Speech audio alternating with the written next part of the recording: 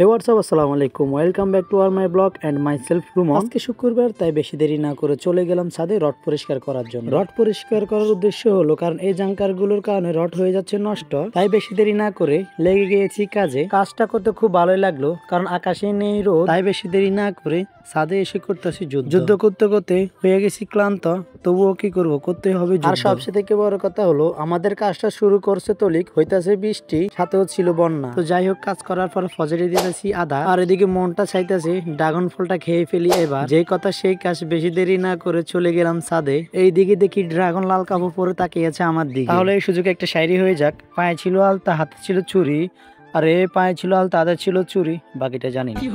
তো যাই হোক, মালটা দেখতে ছিল হট, খাইতেও তেমন মিষ্টি।